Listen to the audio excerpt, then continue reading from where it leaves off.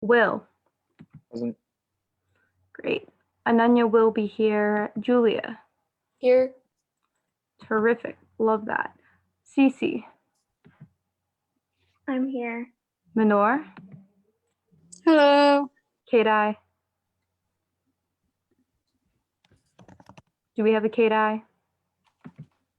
He's not here, but I know he's coming because he has a presentation. Okay. JJ. Here. Nathan. Hey. Talal. Talal's not coming. He's Is coming. a class thing, right? Megan. Here. Veda. Do we have a Veda? He won't be Not here. coming. He has something. for Okay. class. Suba. Here. Grace. Here. Angela. Here. Anthony. Hello. There we go. Talia. Here. Mariano. Here. Jeanette.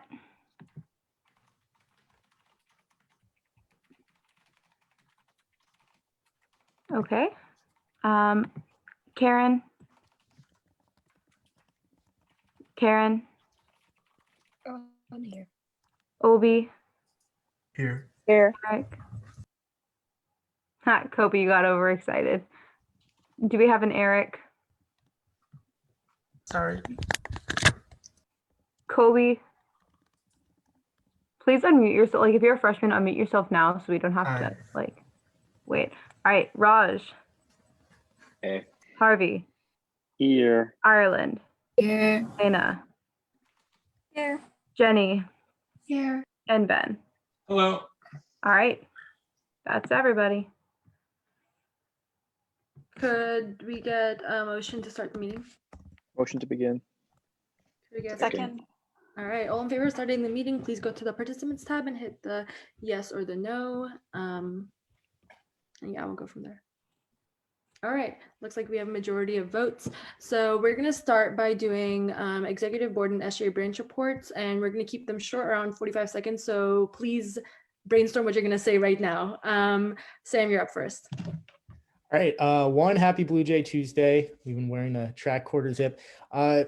Two, stuff we had me and Mehak had the meeting with the student life subcommittee of the Board of Trustees and members of the MLC and the BSU. It was pretty good. We were able to talk about how to implement different solutions to improve, kind of like to improve fights against racism on campus, and about the roadmap for diversity. We had our normal meeting with Carolyn. We basically just talked about the agenda. And we have officially gotten members on the Black student work group and the Latinx student work group. If you are one of these two people, make sure you read the message from Joseph Colon and fill out the form he asked. And yeah, thank you. Thank you, Sam. I'm next. I just want to reiterate everything Sam said. Meeting with President Daniels and Sunil Kumar and all of the student groups last week, meeting with Caroline this week, and then I'm going to set up the committee meeting for the beginning of intersession because I feel like it's too late now with finals coming around, and so we'll start working on the joint committee project that we discussed in our first meeting after then. So I'll be reaching out to you guys individually after this coming Monday. You can just take your time responding because I know everyone has finals, but just make sure to reach out back to me before the 23rd or the 22nd. Next we have Brianna. For me, CMC has a couple project ideas that we're going to be working on. We don't have anybody who's filled out the use form, so here's your weekly reminder that if you want the help with CMC, fill out the use form. I wasn't able to attend like any meetings because I'm working a lot right now, and if I haven't answered your messages, it's because I'm working a lot right now and I'm attempting to get up to date with all of my things. I have a couple caucus updates as well. And SPIN has officially met with admin, so they have a thing that's going on. So thanks for your help with that.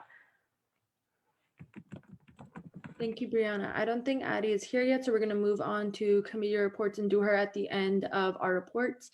We're going to start with academic affairs, so Senator Chanda and Senator Zhang.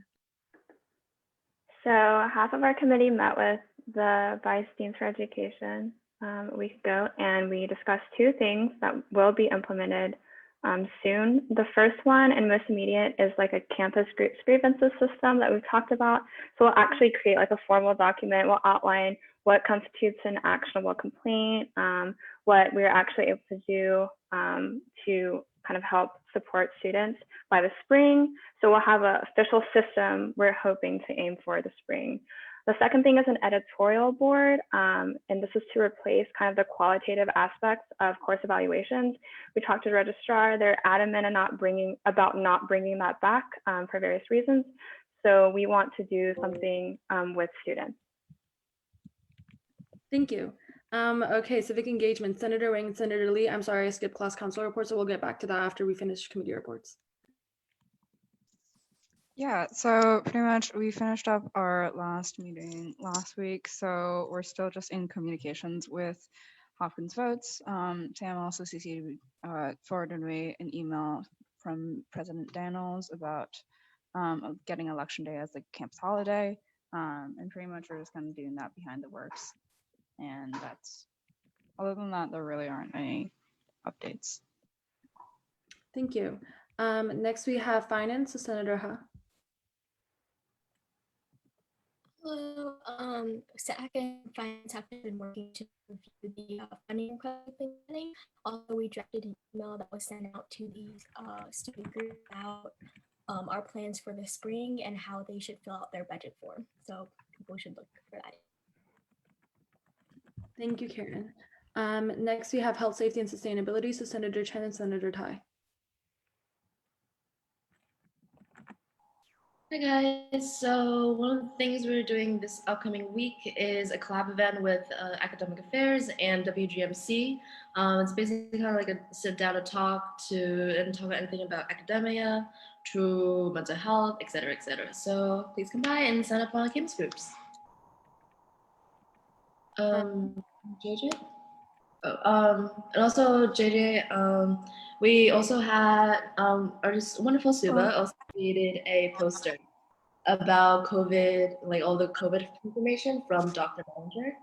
So also keep an eye out for that.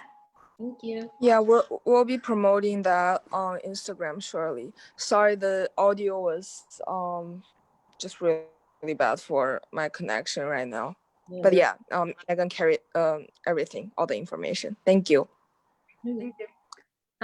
Next we have internal affairs, so President Joe.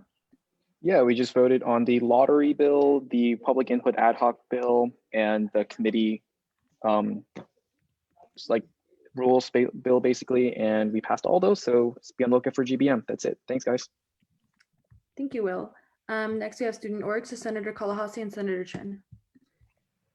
No major updates. We are just plugging through registration. That is pretty much all we have. I'm taking the prize for shortest committee update. Thank you, Ananya. Next we have student services, so President Singleton. Yeah, we voted on Ananya's bill, the pen pal, and the resolution that's on the agenda today. Thank you, Anthony. With that, we're going to go to class council reports. So we can switch it up to today. We'll start with freshmen. Was not prepared for that switch up, but we're doing a lot of big legislation types of things. We have a bunch of bills going out today. I've also started trying to reach out to freshman class councils of other universities to see how they're doing and what plans that they have to get people involved. And that's good. Yep. Thank you, Kobe. Sophomores? Not much to report.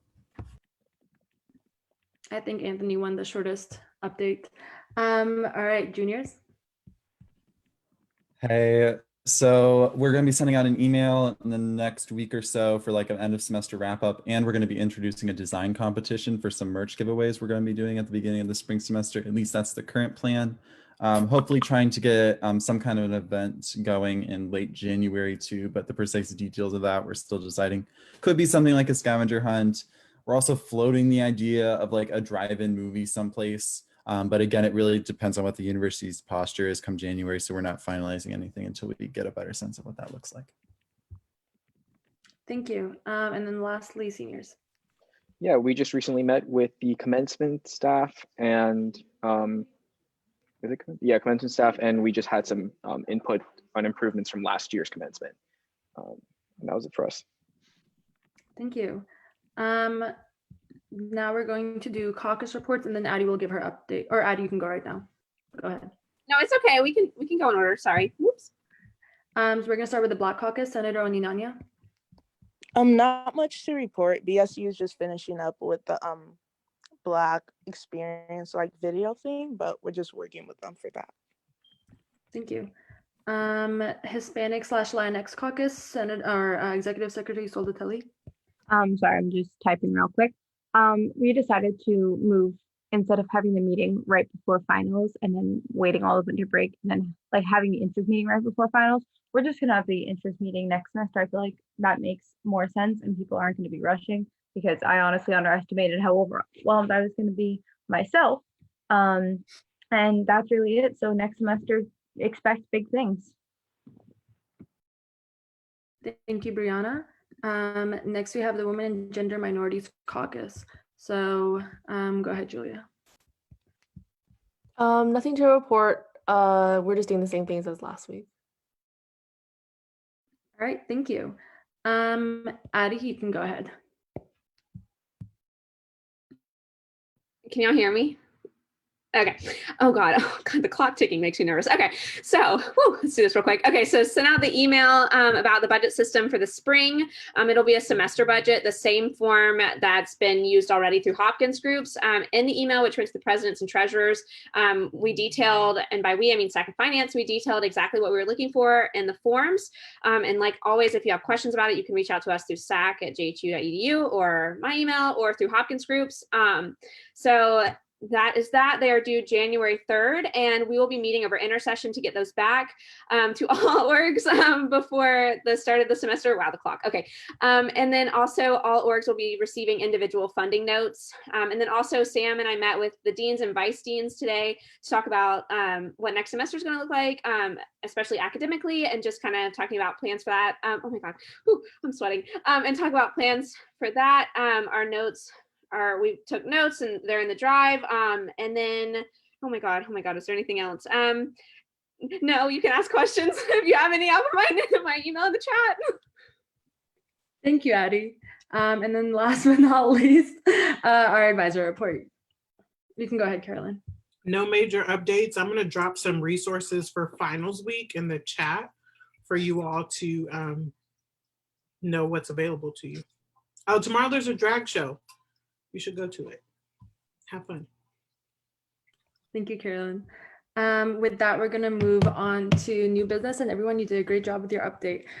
So the first thing on the agenda is the ad hoc committee bill. So Senator Zhang, you have 5 minutes to present your bill, and after that we can move into Q&A, moderate caucus, voting, whatever. And I'll give you ability to just share your screen. Okay, thank you. Which screen is it? Oh, okay. I hope you all can see this. So this is just the ad hoc, the long-term ad hoc committee that we discussed last time. It's long-term so that we have like the ability to renew it at the end of the year or the semester, but you'll see that soon. Findings and purposes basically just restate what we talked about last week with the lottery, so I won't belabor that. And then basically it's responsible for determining the questions that we ask the students, conducting the lottery, so selecting the people, and then monitoring the open input period, but that'll just be the chair of the ad hoc committee, which is the executive vice president. And then this is just specifying, oh, can you see my cursor? I don't know if that's showing. Okay. Yeah, this is just specifying that the long-term ad hoc committee will manage the actual time during the GBM, but also that it'll meet once a month to summarize those things that are brought up at GBM. And in addition to that, summarize the findings that that we find that we get via our form that we send out to people who were not able to make it, like want to share their opinions at GBM, but can't come to GBM. So that's that. And then it's just standard attendance policy, same as the rest of SGA. And then here's some membership terms. If you leave SGA, you can't be in the LHAC. If you want to resign, if you graduate, all these things. And then it's set to expire April 30th, but if next year set, or if we want to like continue this next year, there's that opportunity. And then lastly, it's just me, Megan, and Elena. But if anyone wants to join, is interested in this kind of topic, feel free, and I can just add you, friendly amendment. And then, yeah, lastly, oh, sorry. Yeah, this is just like, if we want to make amendments, we can have a 3/4 vote by the Senate. And that's pretty much it for the bill. Yeah, if we want to talk about it or anything, feel free. Would anyone like to motion for anything?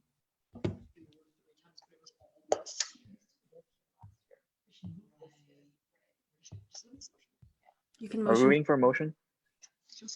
Mhm. I can't hear anything. Are we waiting for a motion? Yes, we're waiting for a motion. Oh, Would you like- motion for a 3-minute moderated caucus with 45-second speaking times. could I get a second? Second. All right, all in favor of a 3-minute caucus with 45 seconds speaking time, please go to the participants tab and hit the yes or the no button, or you may abstain. All right, we have a majority, so we're going into 3-minute moderate caucus with 45-second speaking times, and Will, you're the first on the speakers list. If anyone else wants to be added, just raise your hand and I'll add you. Yeah, I'll just say that Internal Affairs looked over this, everything looked kosher. We're super excited about this. I think an ad hoc committee to cover public input would be really efficient and just help MHEC organize things and better connect us with the public. So I'm excited about this bill and I endorse it as well. Thanks. Yield my Julie, time. thank you. Sorry, I just realized I didn't talk about this when I went over the bill. So basically, I put in the bill that the time is 10 minutes for the ad hoc committee to have the report, and it will occur after executive board updates. And also, like that is the period of time when like this open input period will occur. So yeah, I yield my time.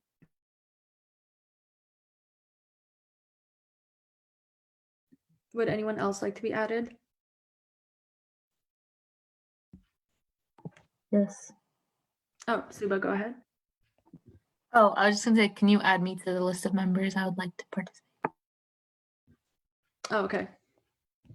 So I think Julia, Suba wants you to make a friendly amendment to add her onto the list of people who are on the LHAC committee. Yes, I will add. Okay.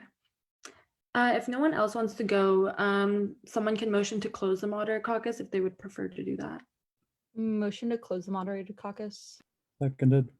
All in favor of closing the moderated caucus, please go to the participants tab and hit the yes or no or the abstention. All right, looks like we got a majority, so the moderated caucus has officially closed.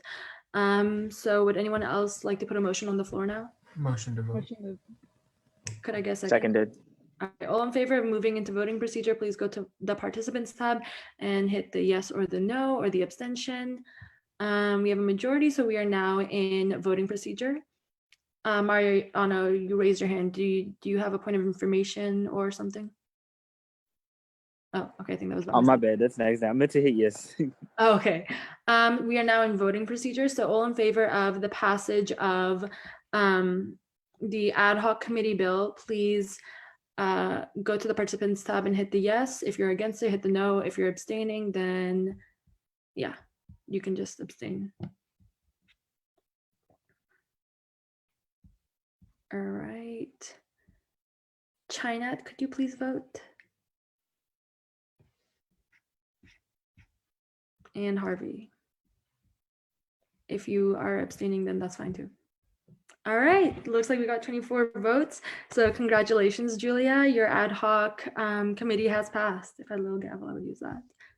Okay. So now we're gonna move on to the Lottery for Diverse Perspectives bill. And Senator Zhang and Senator Chen are going to present that. So Julia and Megan, you're up again and you have 5 minutes to present. I will screen share again. All right. Oh no. Okay, this one. Okay. So the things that were changed here from last week, we specified that. Oh, where to go?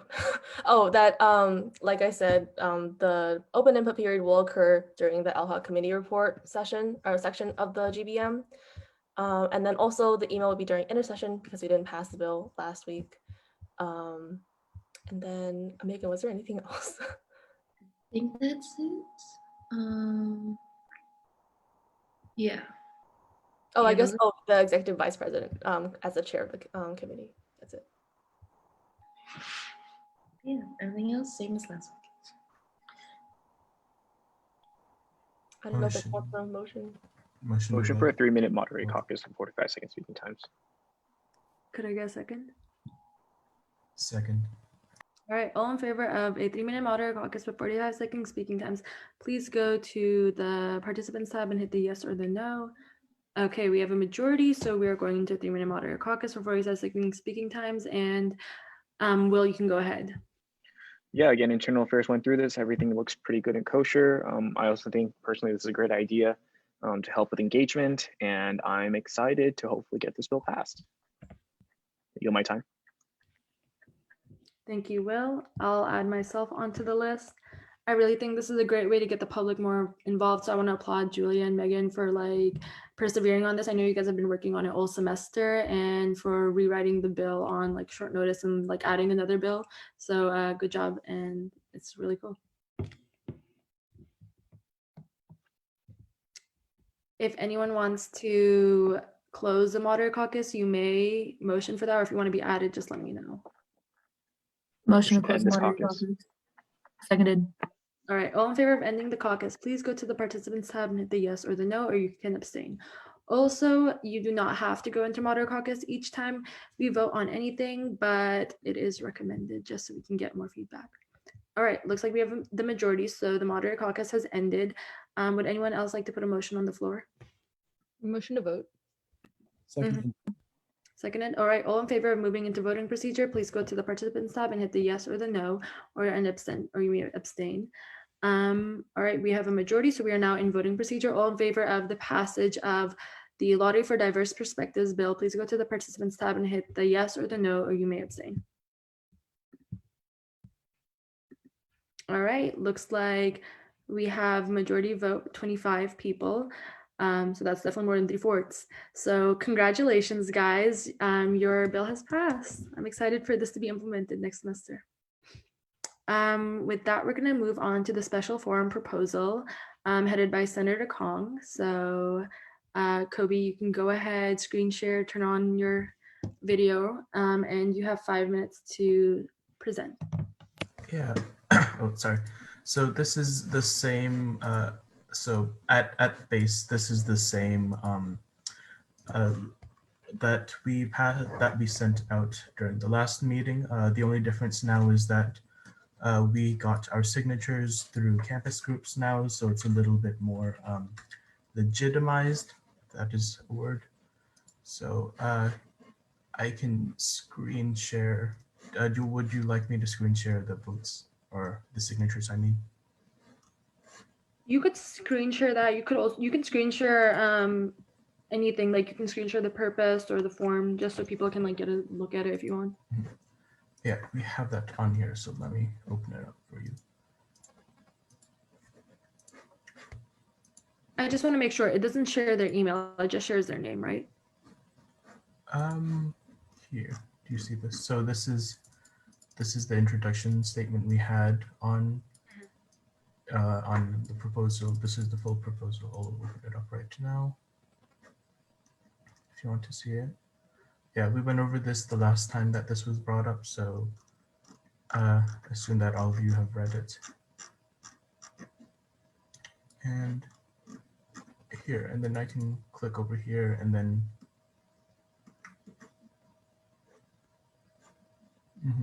so yeah, we have all of the names. They're all through campus groups, so they're verified, and we have a couple of questions that we are collecting questions, and we'll also we'll organize them and make some questions of our own so that we can send them to the panelists beforehand so that they know what we want to talk about.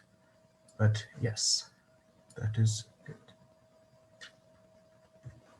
All right, thank you. Is that all, or is there anything else? Yeah, it's pretty much the same thing as last time. We just wanted to get it more legitimate, and yeah, we're trying to work more with the people involved when we're planning this. So it's going to be held probably early spring after intercession. We didn't want to hold it during then. So yeah, if anyone has any questions. Yeah, so anyone can motion for a Q&A or a moderator focus or whatever. It's up to you guys. Motion to move into voting procedure. Seconded. Seconded. All right. If you guys want to move into voting procedure, you can just go to the participants tab and hit the yes or the no. Yeah. All right. Looks like we have majority vote to move into voting procedure. So we are now in voting procedure. All in favor for approving the passage of this proposal, please go to the participants tab and hit the yes or the no, or you may abstain. And please, I think everyone should vote on this proposal.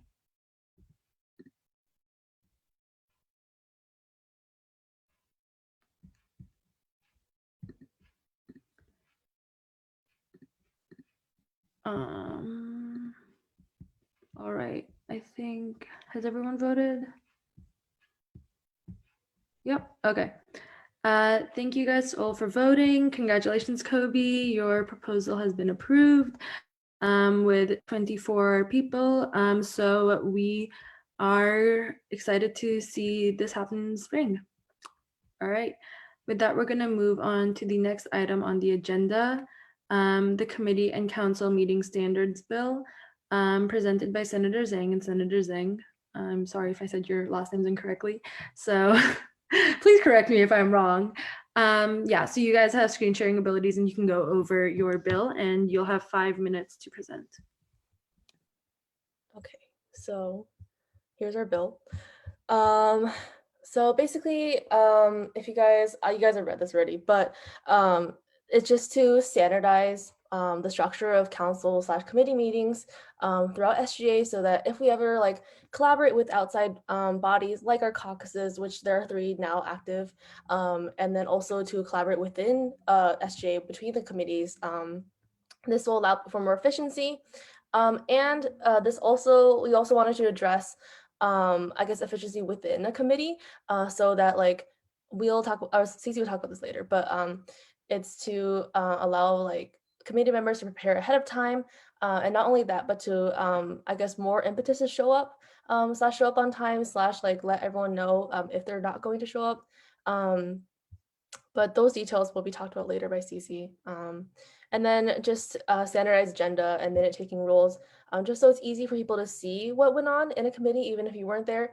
But if you were there, then you have a better idea of like what to expect from a meeting. Go ahead, CC. Yeah, so really the purpose in writing this was just so we have like a tool as an entire SGA, because we are responsible for a lot of student organizations, and like I think it's important that we have our own established procedures for how meetings should be streamlined and how meetings should run. And this is just something I think that I think some parts possibly are, you know, a little bit hard to maintain or to enforce at some times. But with that being said, like it's a tool that you can, you know, refer back to in case you need. So I just want to highlight a couple of different things, like an added layer of accountability. So the first one, obviously, our committee chairs and our presidents, they take attendance, right? And they make sure that all of those are up to date.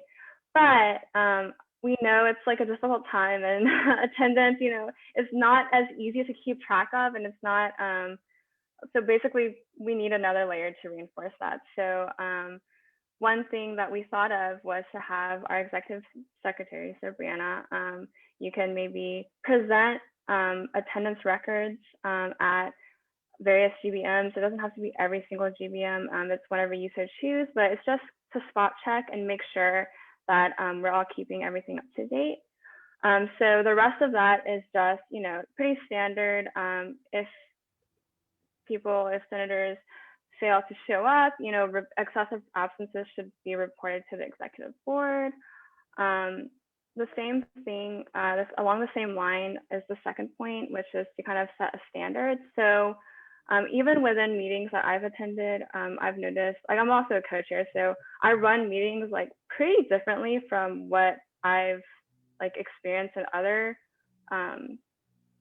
committees.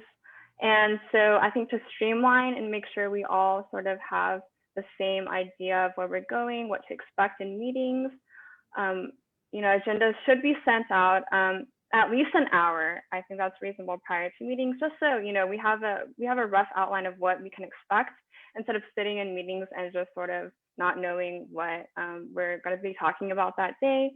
I think action items we think are very important to establish. So just so the next meeting everyone's clear about what needs to be done. And we provided a possible agenda structure. Feel free to use that if you want to. And finally, the third point, again, it's almost a reiteration, but this is more for efficiency and time management. So point 2 is for the actual structure of like the agendas. Point 3 is more for having a timekeeper, making sure that conversation is limited to our action items, to what needs to be discussed. So yeah, that's kind of the gist of our bill. I wanted to quickly add before we motion for anything, I guess some concerns that were brought up in internal affairs today.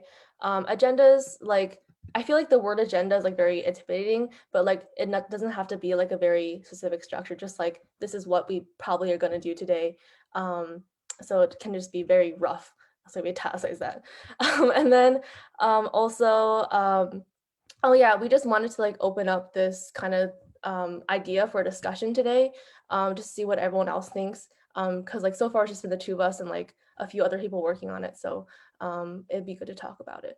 I think that's it for me. Thank you. So if anyone would like to motion for anything, moderator caucus, Q&A, move into voting procedure, you can do so now. Motion for a 9-minute moderated caucus with 45 seconds speaking times. Could I get a second on that? Second. All right, all, if you're in favor of a 9-minute moderated caucus with 45 seconds speaking times, please go to the participants tab and hit the yes or the no, or you may abstain. All right, since we have majority, we are going to go into a 9-minute moderated caucus with 45 seconds speaking times. And Nathan, you are the first on the speakers list, and then it will be Brianna, and then K-Dye, and then me. Go ahead. Yeah, so I'm just going to reiterate like some of the concerns I talked about in internal affairs. First off, I think the bill's a little different from what we saw 3 minutes ago. So one thing, whenever people talk next, if you could just go over what changes were made. But I'm concerned there's one part with the attendance stuff that contradicts our bylaws without amending them. And I think that's going to kind of set us up for some confusion down the road. I also think it doesn't really work well for all committees. So for things like CSO, I think the 24-hour will change since 7:30, but oftentimes we don't know what our agendas are really going to look like until then. And I just worry that we're like doing this one size fits all kind of committee structure when a lot of our committees do really different work. So like I've been on committees now for, oh my God, like 3 years. And I mean, they very much change based on who the chair is and who, like what the subject matter is that's being discussed. And I worry that, I mean, yeah, I just worry that this kind of universal structure isn't great for that. And like we already have, oh gosh, I'm gonna have more, but that's it. It's okay, I'll put you back on the speakers list if you raise your hand. All right, Brianna, you're up next. So I kind of want to reiterate some of the same concerns as Nathan, because last year I also had some issues with how committees were being ran, and my solution to that was I made sample committee minutes, sample GBM minutes, and sample class council minutes, and that's in everybody's folders, and those were standardized. They have the content and everybody should be reviewing in their meeting, new business, action items, like what's being completed next meeting, and attendance on there. And also, I think there's something in the bylaws about me checking committee attendance, which is why I made those docs. I standardized the attendance docs among every committee because that's not what we had last year. So I'm really worried about what Nathan said too, because when I was doing this, I considered writing a bill as well to, you know, kind of organize things. But with, oh my God, how long are the speaking times? Am I gonna run out of time? Yeah, okay, add me back to the speakers list, please. All right, thank you, Brianna. I guess Kidai is next. Is it 45 or 60 seconds? It's 45, but Thank I'll you. cut you off at 55. Can I motion to end? Or Sorry? I was thinking, could we motion to end and then start anew with longer speaking times? We could if. But I also think that is out of order, like of Parley Pro. Because there's already a speakers list running. Yeah, okay. Yeah. But thank you, Kobe. All right, Kidai, go ahead. I think your ideas are great. I feel like in some situations, if there isn't a structure, things don't happen. I think the things you guys set up can help people get shit done, especially when there is no structure. I just have a few questions. Is it like if someone doesn't do it, you end up like there are consequences? I guess, is there something that helps strengthen who has the right to say who has done something wrong? And my other suggestion is that I think over the years, I've learned a lot of skill sets that help me run meetings, but I had the freedom to not be penalized too heavily, like by consequences that weren't directly from my own actions. So I'm wondering if it'd be better to also have trainings to maybe encourage people, and then really have consistent trainings that are good, that enforce those ideals as an alternative to holding people to those standards. What do you guys think? Thank you. All right, thank you. I guess I am next. Actually, I'm just gonna put myself at the end of the speakers list. It's okay. Will, go ahead. I'll just quickly add to something that we discussed today during internal affairs was just taking into account all the concerns that we are hearing about this bill. Maybe passing this bill, regardless of how this bill is passed or not, this GBM, instead we could also convene in a closed session over intersession or in the spring to just discuss things that the concerns that are brought up in this bill. And maybe that can help to have a more like wholly Senate like inclusive conversation on how we can go about some of these concerns, regardless of whether this bill is passed or not. So I would be open to that, and I'd be happy to bring that to the floor in their next GBM as well. And we don't, yeah. Also, we can also just vote to decide at the end. So that's it for me. Thanks. Perfect. Point of information real quick. Go ahead, Brianna. Is it like a closed session or like an informal meeting? It could be either, honestly. Okay, thank you. All right. Julia, you're back up. Okay. I will address Kidai's points real quick. So we did not write in any kind of consequences just because like I kind of agree, like, you know, consequences are not necessarily like the best way to like make things happen. And also like these are more like guidelines and to make sure that like, you know, people have the leadership tools, like Cece said, to like do their job correctly if they want to. And then also I wanted to address Nathan. I think like universality is a little bit important in terms of like SGA, but also in terms of like if someone who doesn't have a lot of leadership experience wants to chair a committee in SGA, for example, like they have the ability to do so because they have these tools in their toolbox, and it's not like a mode of like making consequences, for example. Thank you, Julia. All right. We'll do Nathan and then Brianna, Megan, Cece, and then anyone else who wants to go. Go ahead. I'm back. So kind of to go off of that and Kidai's point, I think that the training idea is probably really valuable, but I don't think that that needs to be something that's mandated in a bill. So once we're mandating something in a bill, it's going to create a whole lot of other issues. And again, like some of this stuff isn't actually going to hold up because it contradicts our bylaws and the bylaws supersede. I also just want to mention, like, we currently have like mechanisms in place for people to help to give more structure to committee meetings. Like Parley Pro can still happen in a committee. It's just that committee's choice whether or not to enforce it. And that would still be the way this bill works. There's no punishment. It's still technically on the committee what they want to do.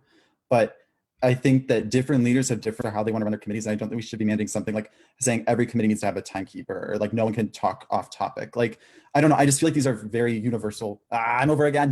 Bye. It's okay, Nathan. I'll add you on the speakers list after Kadai. All right, Ananya, you can go ahead, and then we'll have Brianna.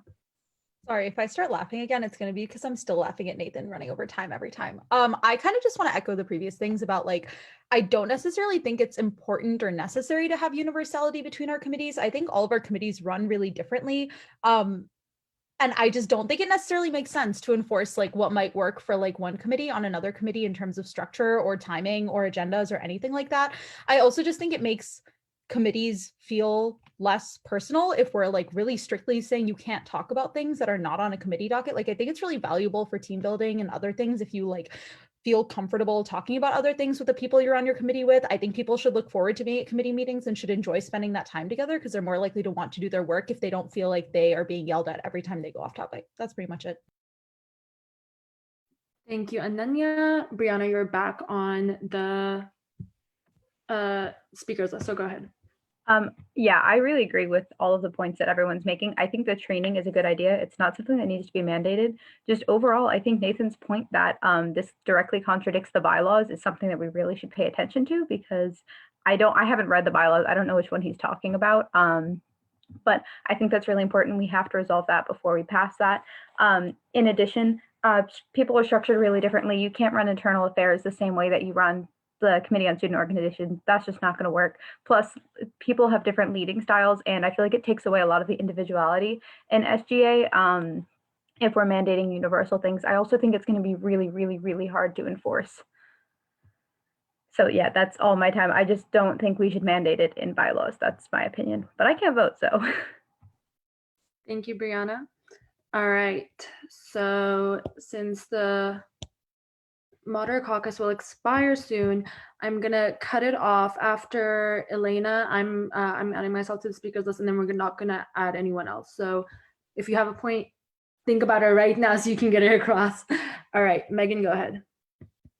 I just recommend that maybe we can put this information to the transition documents, because I know a couple committees had difficulty with that in the beginning. Like for CSO, we didn't have transition documents, so we were kind of like in the in free fall per se.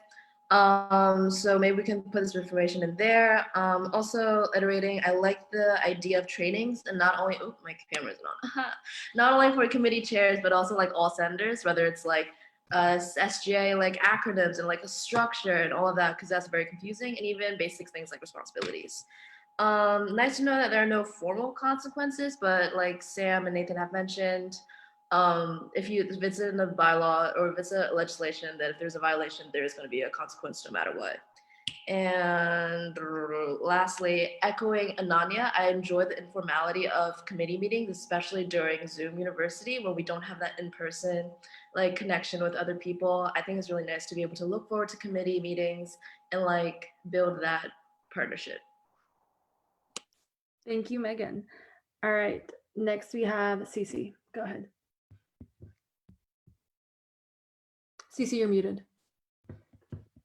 Yeah, thank you so much, everyone, for like your thoughts. I think, or Julie and I think, it's still important to have universality to a certain extent.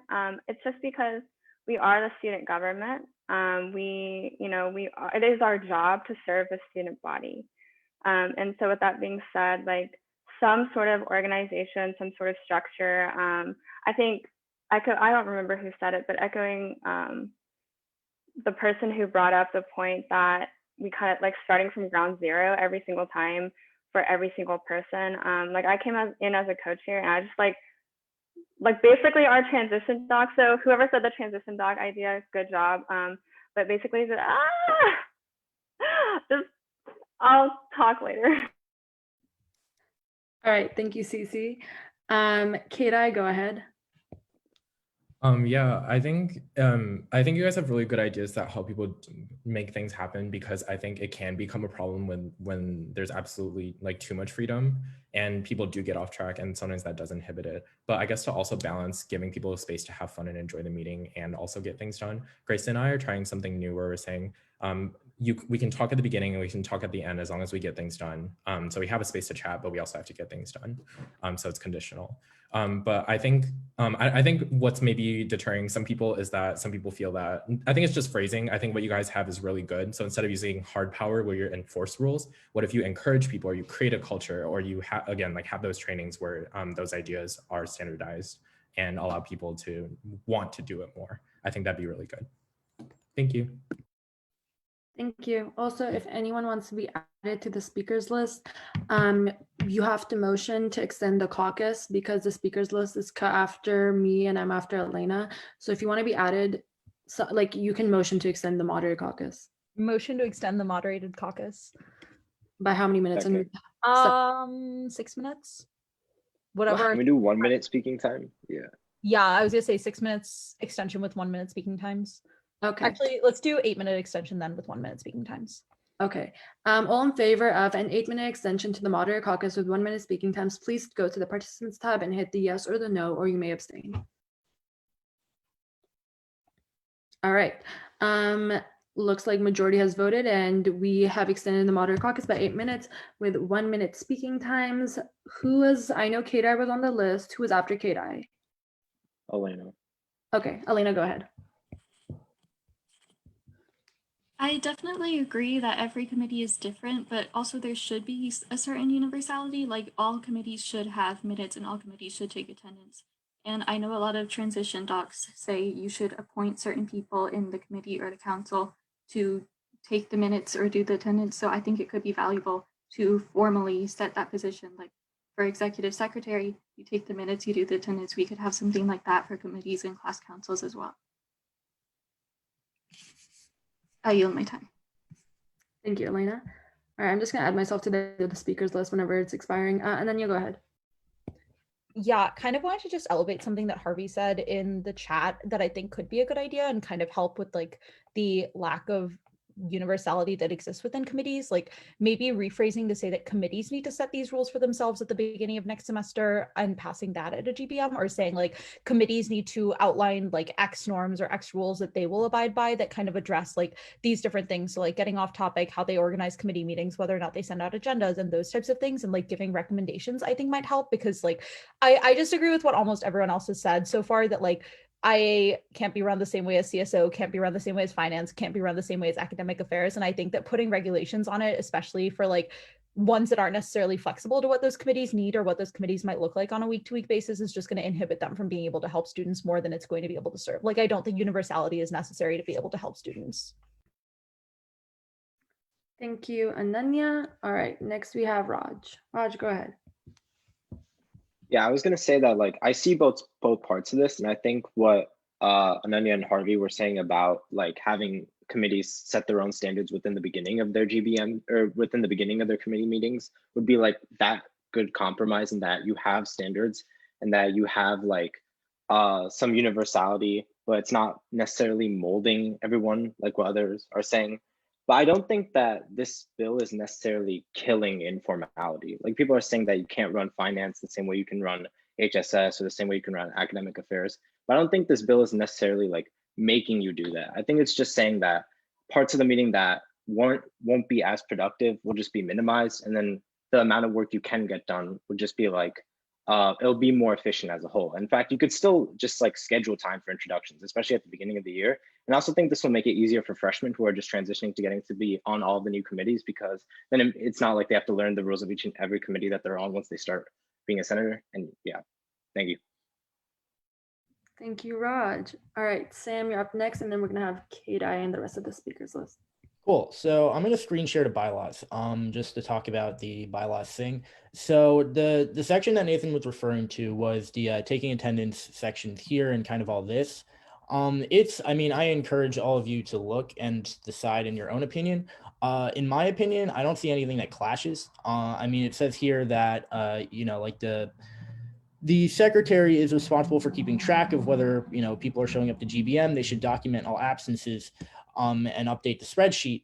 And here in the bill, it says basically the same thing. And then this section here, and I think this I think, this is additive. This is something that isn't specified in the bylaws. So for the actual merits of the bill, I mean, you're all free to debate that however you want. I'm not going to take a position because I'm executive president. That's not my role. But I do think this is legal. I yield my time. Thank you, Sam. All right, next we have K-Dai. Just a note, I think that I don't know. I've only been alive for 2 decades, so I don't have that much experience. But with every project that I've been in, when there isn't an action items or you can't get buy-in from people to do certain things in writing before the next meeting, people kind of just get away with not doing anything, or they end up letting things fall through the cracks. So I do see, like, I don't know if I've just haven't been in a group that has worked without writing things down or having action items, but I do truly believe that there are certain sets of practices that can be standardized that make things easier and better for everyone. But I think that, again, it doesn't have to be extended to the point where it's like, oh, we're taking away people's individuality or like their ways to do things. I think there's just some things that we can encourage people to do. Thank you. Thank you, K-Dai. All right, I kept seeing Nathan's hand like go back and forth, but I think he was after K-Dai. So Nathan, go ahead. Yeah, I'm gonna yield. I'm still like looking something up. That's why. Okay, never mind. Cece, go ahead. This like super quick. I don't think the intention of this bill is to like take away individuality. I think there are just a few different things, right, that we highlighted from what should really already be happening. I think the first one was just the executive secretary to like present at GBM's attendance, and then maybe like a timekeeper and the conversation limited to the context of the professional relationship. But in doing so, I feel like that doesn't mean like don't have fun or like don't dick around. It just means like, like keep it to SGA related matters, and not like, oh my gosh, like guys, guess what, like go on a tangent for 20 minutes about like what you cooked, or like, I mean, I'm guilty of doing that myself, but I just feel like we feel like for the sake of efficiency and like getting to the point, that's why we put it in there. You can feel free to interpret it how you want. Thank you, Cece. All right, Karen, go ahead. I agree fundamentally with the concept of this bill. My only points, I guess, would be that it's really hard for finance to have like specific set times for each meeting. Commonly, all we do is we go through a budget request, and each budget request really, I think my internet's unstable. Sorry if you can't hear me. Each budget request has different set times, and we kind of just talk through each budget item until people agree on what we should do. So I really don't think there's a way to time keep for that. I think my other point was that if people are free to leave as soon as the official meeting time is, I think that's okay. Sometimes we tend to go over. So what happens when we go over? Do we have to have a separate meeting? I don't think that's very efficient. People are usually willing to stay. So I think those are my points, but I do love this. Thank you, Karen. All right. Cece and Karen went, so I think that leaves Nathan, Julia, and Ananya. And then the caucus will expire. So we're going to end the speakers list after Ananya unless someone wants the motion to extend it afterwards. Go ahead, Nathan. Yeah, so I guess just kind of to try to wrap things up here, like I really agree with the whole training piece, and I think we can do a better job of that. I need to turn my video on. I don't think that mandating necessarily the way to go here. Like, I mean, and fundamentally, like the way that we're talking about different topics necessitates different ways of communicating. And so, the goal is to have Parley Pro as a way in which we can create structures that work best for that particular committee. Like kind of what Harvey said is what's done, like if you actually look towards like federal government. And like, I like what we do in civic engagement, where we have this portion of time to like go off topic and then times beyond. But the way the bill is written during like meeting time, we have to keep everything professional. So that like actually doesn't work. So again, it's like very dependent on like the members and the particular stuff being discussed. But the things that we're doing now in committees, like this would necessarily change. I know it would change stuff for CSO. It would change that stuff in CSC. And I just don't see any reason to when we can just do some trainings. Thank you, Nathan. And then Julia, go ahead. Yeah, I just want to emphasize and kind of reiterate that like within this kind of framework that's presented in this bill, there's definitely room for flexibility. Like if you want to check in with each other, you can schedule in 5 minutes in the beginning to check in with each other and like, how is everyone doing? Did you cook anything nice today? Like, did you eat anything good today? Like, sorry, these are all food related things, but like, just like you can schedule on time and like that will end and you can go on to business and there's like no reason to be like overly formal about it.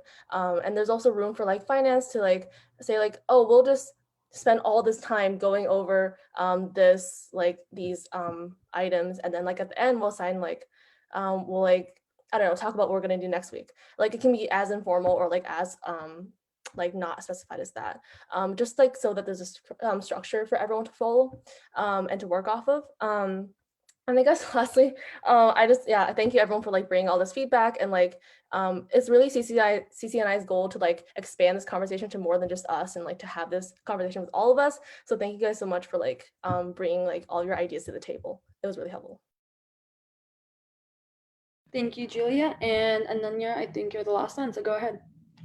Cool. Yeah, I just want to reiterate what Karen said earlier about finance. I think all of that is also true for CSO. Like we have certain orgs that we need to discuss. Some of them take 5 minutes and we're like, yeah, we're good with this. Some of them take an entire meeting. And I think that that's valuable. I don't think it's necessarily true that like we have to get cut off at a certain point or else like it's an inefficient meeting because I don't know, we've run through 200 something orgs through the semester. I don't think any of us would like call our committee inefficient, even though we don't adhere to set times that we put for different items. And we also oftentimes don't have set action items because we meet with Carolyn in the morning and then like have committee meeting 5 hours later. And it's not necessarily true that we have an agreed upon agenda until we actually get to meeting. I also think that like, I just don't think it's necessarily true that having that universalizability and having action items means that like people do have more or less buy-in. Like we don't have action items 90% of the time because we just don't know which orgs we're going to discuss. We like let the committee say, hey, let's discuss these ones today and push this one to next meeting. And I think that's fine. Also want to second what Karen said that like, yeah, sometimes meetings go over. I don't think it's fair to say like, yeah, it's 5 p.m. Let's all just hop off now, especially if like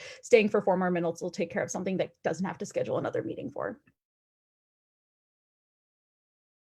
Thank you, Ananya, and thank you. I want to thank all the senators for speaking. So you guys can motion for anything. You can move into voting procedure. You can motion to, I don't know, table the bill. I don't know, whatever you guys want to do. Yeah. So if anyone would like to motion. Motion to move into voting procedure. Seconded. Seconded. Okay, all in favor of moving into voting procedure, please go to the participants tab and hit the yes or the no, or you may abstain. Point of information. Can I make another motion? Sorry, yes, go ahead, KI. What is your point of information? Can I make another motion? Well, yes, you can, but since I recognized the first motion and then they got a second, which I also recognized, now you can't. So if someone motions something and before I recognize the second motion because they've already started voting on this matter, I could have recognized your motion. But at this point, now I can't. You understand what I'm saying? You recognize so fast. I know, I'm sorry. You have to be quick. You have to be quick with these motions. If we unsecond, then you can't unsecond. Point of information. Yes. You can withdraw the motion. The person who gave the motion can withdraw it. Yes. That's the only thing that can happen. So you can ask that question. I'll withdraw. Will, you want to withdraw your motion? It seems like, yeah, some people are more interested in something else. Okay. Will, you have withdrawn your motion. Does anyone have any other motions? Did Anthony say something? Motion to table the bill. Okay. Steal my thunder. Seconded. Seconded. Okay. Sorry, did I? If when you guys are speaking, you can turn on your videos too, because all these voices, I'm getting confused. All right, so I recognize your second. All in favor of tabling the bill? If you are in favor of tabling the bill, go to the participants tab and you may hit the yes or the no or the abstention. So you can vote to not table the bill if you want to vote on it. If you feel like you should table it, then you can also hit the yes on that. Okay, well, we'll Look, I talk. want to make sure everybody's voted for this one since it had a lot of discussion. So I'm just going through and making sure. Mariano, can you vote? Raj, can you vote? Suba, can you vote? Talal, can you vote? Mariano, secondary reminder. I really went Addie, can you vote? No. All right, everyone has a color except for Mariano, and all the colors are green. All right, it looks like this bill has been tabled with majority vote. I'm sorry guys, but we can definitely work with you to, I feel like a lot of people want to do a training or something. So for our next committee chairs meeting, Cece, just email me and we can set up one like collaboratively for that meeting. All right, thank you. With that, we're gonna move on to, let me pull up the agenda. We're going to move on to the Pen Pal bill by Senator Kalahasti. So, Ananya, you can share your screen and you can get to it.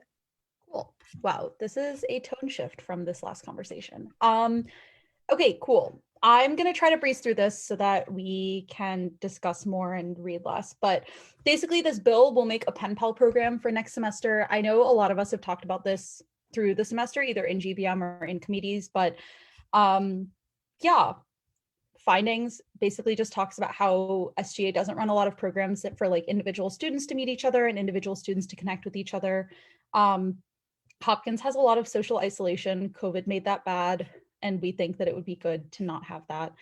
Bill itself just makes a Pen Pal program. Procedure wise, like it starts over intersession. SGA will send out a form that outlines a certain pairing process, has a set of questions that people can fill out with like interests, where they're from, like clubs, majors, minors, and then they can say like if there's certain things they want to be paired with. So if I like want to be paired with a senior, I can mention that. If I don't want to be paired with someone from Ohio because I might already know them, I can say that, and just gives them like a chance to list out preferences on like if they want to have known the person beforehand or if they like want to meet someone totally new. And then we'll pair at the end of intersession. We'll send out pairings to people. They can opt to either do it over email, or they can do like snail mail. So to either on campus addresses or at home. One thing I want to emphasize is that there isn't an expectation for people to spend money. So the reason that we want to encourage people to do this over email is so people don't feel pressured to have to like send out home addresses through the form, nor do they have to feel pressure to like have to pay to send things to people. The actual program will be administered by a task force, which student services will vote on at the beginning of intersession. Anyone who wants to join can, but it has to have at least one person from each class council. Sign up form will be open through intersession. We'll market it. And then through spring 2021, we'll release like optional prompts of what people can write to their pen pals about if they want. So like these are super ideas. Self-care around February when exams happen, or like clubs and stuff around March, or finals and course reg in April, and like summer plans in May. Has some information about like getting feedback. So feedback through the semester through like an open form, or like pointed directed feedback either at the midway point for modifications that can be made through the rest of the semester, or at the end of the semester. So people like we can modify for future semesters if we want. And then last thing is just there are 2 times that pen pals can be rematched if necessary. So the first time is like if there is a strong conflict between people, or they're like already really good friends or roommates or something like that, like they can request a new pen pal during the first 2 weeks of the school year. There will be a rematch form, and the task force will evaluate that on a case-by-case basis. And then if they like get ghosted by their pen pal, they can request a new one in mid-March and receive a new one by the end of the first week of April. And I think that's just about it. Cool, thank you, Ananya. If anyone would like to motion for, like, you can motion for a Q&A, moderator caucus, etc. You can do so now. Motion for a 3-minute moderator caucus with 30-minute speaking time. Could I get a second? Second. When you say 30-minute speaking times, I'm assuming that you meant 30-second speaking times. Is that correct? Yes, I'm so yeah. I meant 30 seconds and 3 minutes. Does that Okay. All in favor of a 3-minute moderator caucus with 30-second speaking times, please go to the participants tab and hit the yes or the no or the abstaining. Okay, since we have majority, we're moving into a 3-minute moderator caucus with 30-second speaking times. And Suba, you're first on the list. So go ahead. I would just like to say the Where Your Heart's At is good. I'm just like, there's probably not going to be a high turnout for this because a lot of programs like this already exist in many other like organizations. Like most majors have a mentorship program, most like organizations have one. So I don't know how helpful it is for SGA to have its own separate one, recognizing that all of the ones that already exist don't have a high turnout anyways. Thank you, Suba. All right, Nathan, go ahead. Yeah, kind of going off of that one point, I just wanted to say I'm not aware of any particular pen pal program specifically, especially something that's student-wide, which I think the real goal of this is to try to connect people who might not have the chance of interacting with each other otherwise.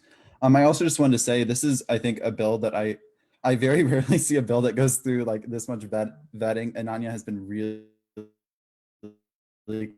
conscientious about going through everything. And considering it doesn't cost any money to us and it's fairly well thought through and it's pretty well organized, I mean, very well organized. I mean, I don't see any reason why we wouldn't pass it. So just my 2 cents, this seems like a great program and people are feeling isolation right now. Oh my God, I thought it was 45 seconds. Try, Nathan. I can put you back on if you want. No, I just thought I had more time. All right, Elena, go ahead. I just wanted to echo what Nathan was saying, because the mentorship programs aren't exactly the same thing. They're with upperclassmen for more professional reasons, and this would be purely for social purposes. And also, I wanted to make sure there was some sort of support for people who want to continue it into the next year, like if they could still get sent the prompts and stuff and still have the support that this provides, instead of just setting it all up on by themselves. I yield my time. Thank you, Elena. Next we have Kobe. Hi, so I'm going to generalize for the freshmen here, but I know that for a lot of us, a lot of these programs are like, these existing programs are like specific to a certain group, like whether it be by major or like organization. And I know that a lot of students or freshmen specifically who aren't as involved with student life don't have access to this kind of just meeting people type of thing. So I think that's kind of where my niche is for this program, hopefully. Thank you, Kobe. All right, next we have Anthony. I was just gonna say, I think this bill is like a great idea. But I just had like a logistical question. Whenever it says that students is gonna be voting to appoint the people that are on the task force, are we just confirming someone else? Are we confirming something that's already chosen, or are we finding the people and then voting to confirm them? Can I answer that? Sorry. Oh, yeah. I was just gonna say, yeah, you're just voting to confirm. Like anyone on SGA can be a part of it. It just has to have at least one person per class council so that it's like kind of distributed and not just freshmen and seniors working on it or something like that. But yeah, you all don't have to like go out and find people to be on it. You just have to like vote to confirm people on it. Okay, thanks. Thank you, Ananya. All right, so the moderator caucus is going to expire. So after Talia, I'm not going to add anyone unless someone extends the moderator caucus. And then you go ahead. Yeah, I was just gonna say earlier, kind of in response to Suba's point, like, yeah, I definitely agree. I don't know what turnout is gonna end up looking like, especially for something run for the first time. There's like stats in there about how many people joined. Like there was one run by like USF or UCF, I think, that like had a ton of people that joined. And I also just think like a lot of the like experiences we had freshman year when we could like stand behind someone at the FFC and make a friend, or like run into someone wearing like a t-shirt that like we also owned across the quad, like those types of things aren't going to be options for freshmen, especially this semester. So I think like it's good that we even at least try something, even if like a ton of people don't participate. I think even if a few do, they can benefit a lot from it. Thank you, Ananya. All right, Talia, go ahead. Yeah, I didn't want to add on like too much else, but I just wanted to say that there is kind of like a lack of programming for especially like freshmen and sophomores that like isn't geared towards a certain like group of people, or isn't like run by like whether it be like older students or like faculty or staff or whatever. And so I think this is a good idea for just people to meet one another, and it's also like very timely in these situations for this type of program. Thank you, Talia. And I definitely agree with that. So if anyone wants, they can put a motion on the floor, extend moderate caucus, Q&A, move into voting procedure, anything. Go ahead. A motion to vote. All right. I heard Nathan, so I'm recognizing his motion. I heard Anthony, so I'm recognizing his second. All right. All in favor of moving into voting procedure, please go to the participants tab and hit the yes or the no, or you can abstain. So we're not voting on the bill yet. We're voting to move into voting procedure.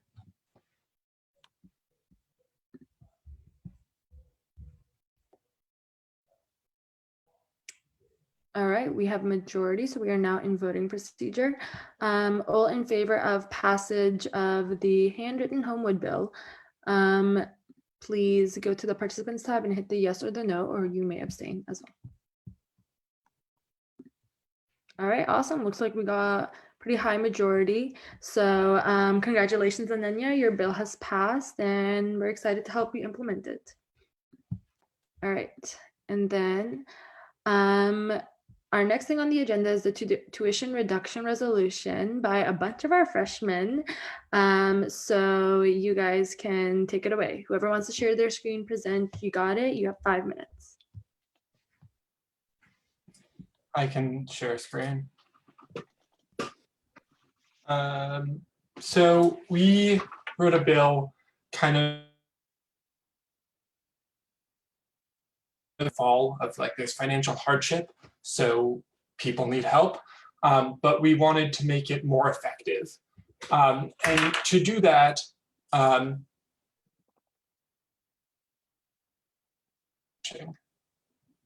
hello? Sorry, Ben, your voice was cutting out. So yeah, you're good now though. Okay. So the way we wanted to make it more effective in actually relieving the burden it was meant to help relieve was by turning it from a tuition reduction into a grant. Because as a tuition reduction for somebody on 75% financial aid, for example, 75% of that discount ends up going to the school. And so it actually helps the students and their families a lot less. The gist of the whereases is that first, people are still facing hardship. Second, the fall tuition reduction was not as effective as a grant would be. Third, other schools are doing grants and other help too through the whole year and not just the first semester. Fourth, the university in the summer gave a grant to students showing that they don't have to just reduce tuition, they have other ways to help that are better.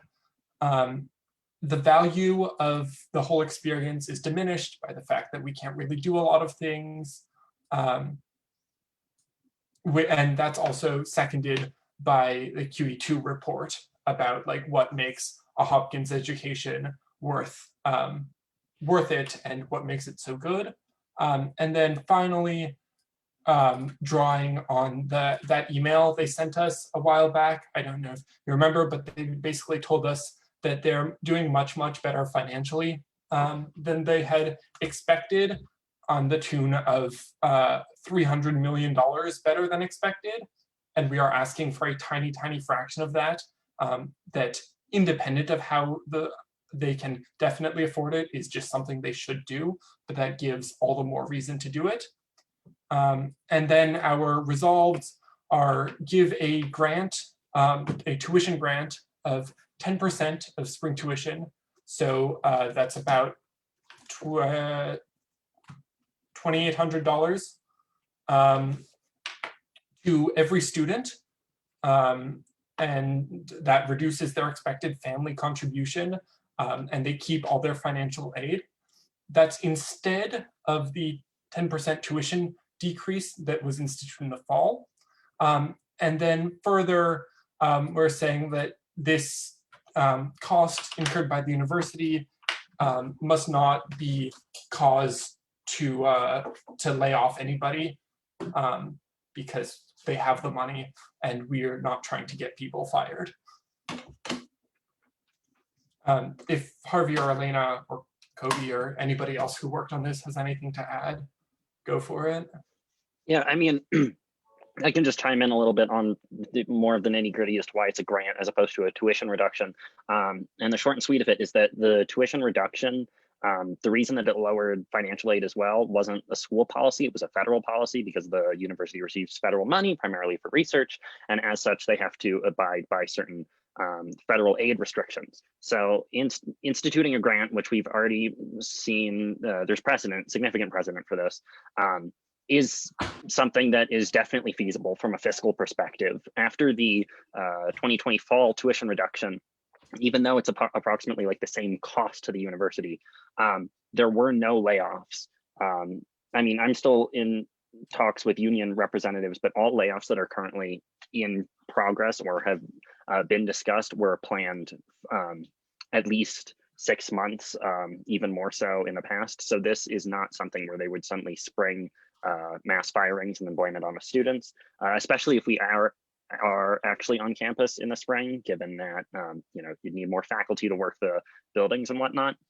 So overall, this is something that's definitely feasible. It's something there's precedent for. It's something all of the, you know, I've delved into all of the laws and algorithms that are behind financial aid, and this will work for students much, much better than what happened in the fall, even though, you know, we're not going to look a gift horse in the mouth, I suppose.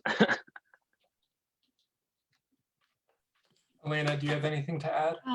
Yeah, so one of the main concerns with it right now is that the no layoffs part does give them a bit of a way out. Like they can just claim that it would cause layoffs, even if it maybe wouldn't.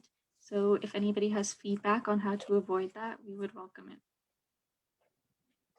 Yeah, so we can move into a moderator caucus if you guys would prefer to motion for that. Definitely up to you guys. We can also move into voting procedure or Q&A. So Motion to move into voting procedure.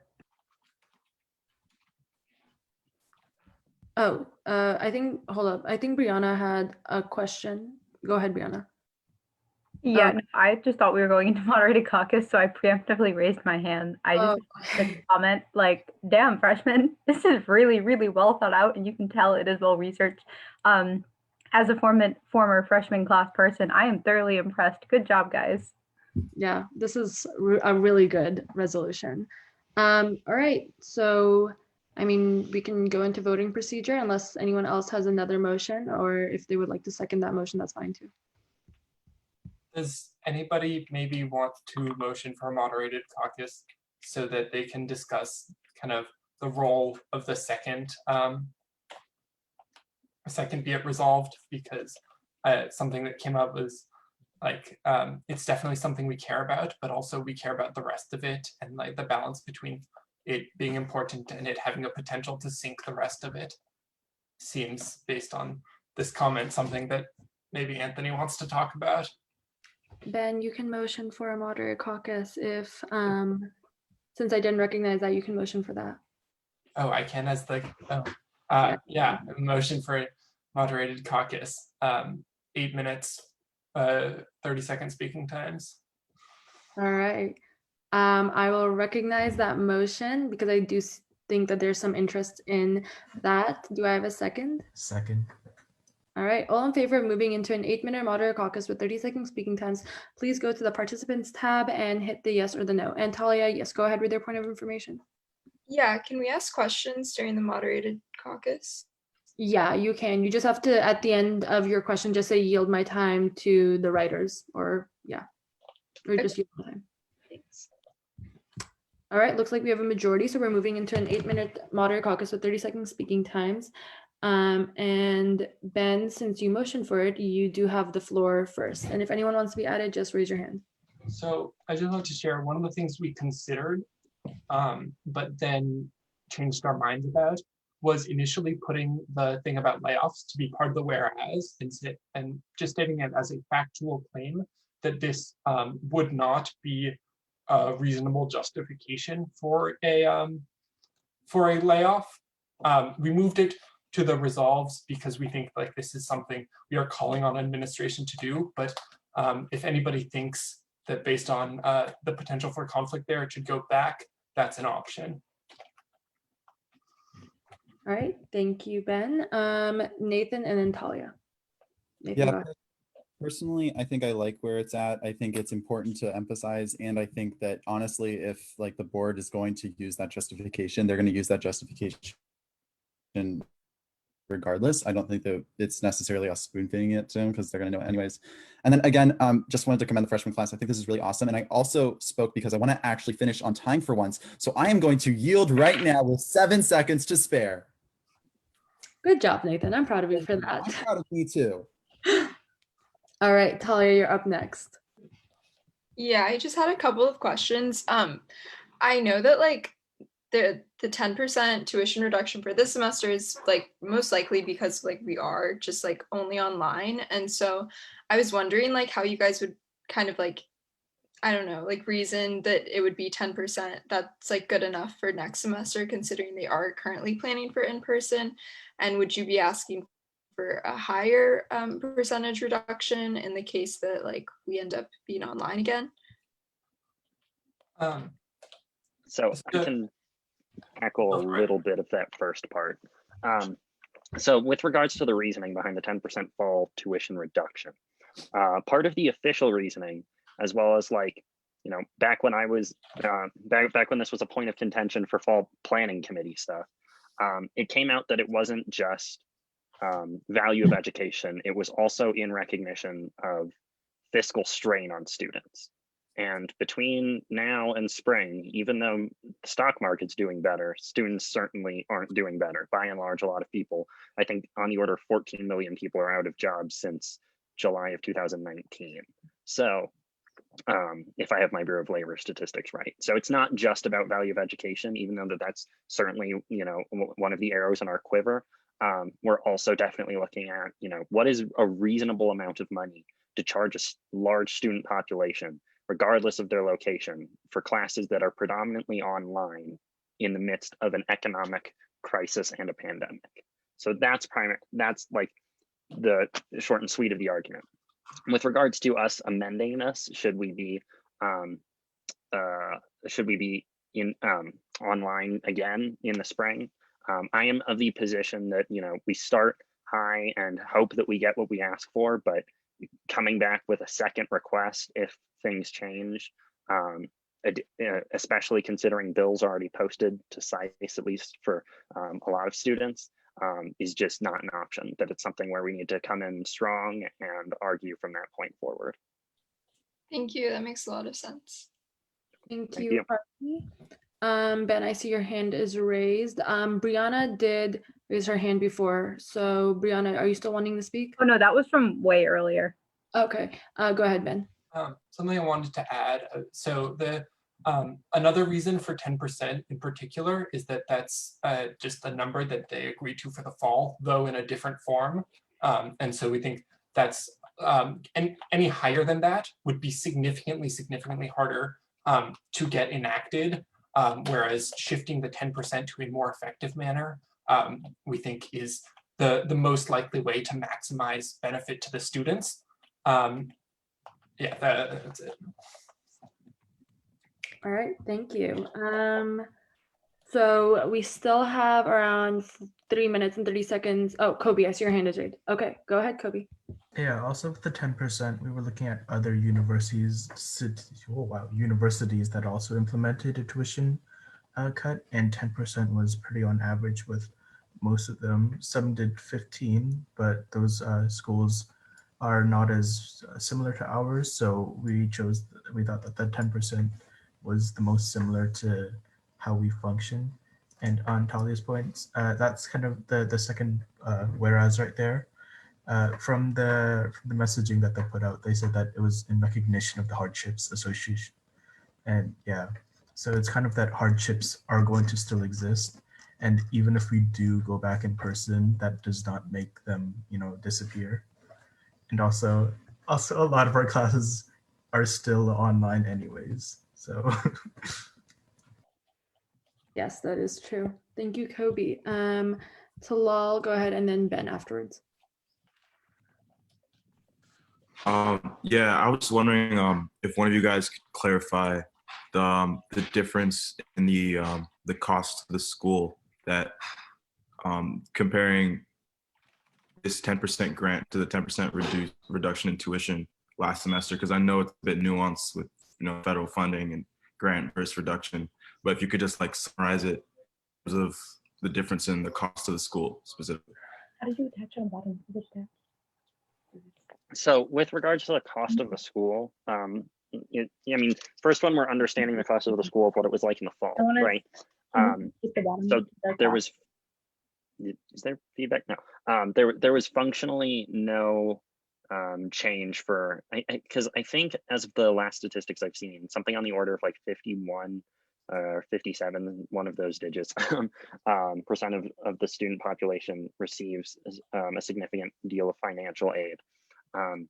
So that portion basically didn't get the tuition discount, even though it did impact how their federal funding worked based off of that calculation, because it's all, when they say need-based, there's an algorithm for that. But this new tuition change is going to be, I mean, what we're advocating for, this new grant, would functionally work akin to what happened over the spring, and it would be on the order of, quick maths in my head, 2850. No, but I'm thinking 2850 times 6,000 is the full cost.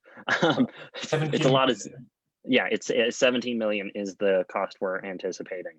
And I think that if you just do some quick rounding for essentially that same amount in the fall, it was probably closer on the order of 12 to 15. But as someone that doesn't, get to write the books, I can't quote that specifically for you. A point of information. Yes. Was the 10% reduction just for undergraduate, or was it for all 26,000 students at the university? I believe it was just for undergraduate, but I can double check that right now and come back to you in the chat, unless someone else has already done that. While you're looking at up, Harvey, sorry, that was the alarm. The duck. Okay, I don't know. Anyways, Ben, you're on the speakers list, so you can go ahead. And obviously, as you've all heard, the moderate caucus has expired. So if anyone wants to continue discussing, you can extend the moderate caucus. Go ahead, Ben. So two things. One was to Talia's, I think, point about the difference in value if we end up going back versus not. I think that, like, though that's a super visible thing, that's not a huge portion of where the value comes from in terms of whether or not we're on campus. I think it's more the things we listed, which was like actual classes being online, less research, less face-to-face interactions with peers and professors, and so on. And then I also wanted to note, the Be It Resolved now says grant in the amount of 10% for all students. We don't specify undergrads. And so now that just came up, I wanted to point that out, that as currently worded, this is for all students. All right, thank you, Ben. And Harvey, if you did come up with an answer, you can say that now.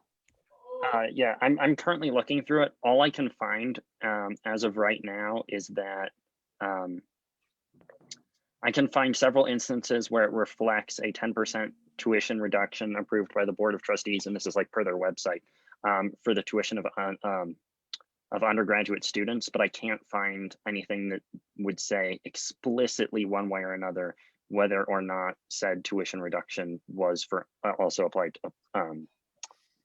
applied to graduate students. I'm still digging through that.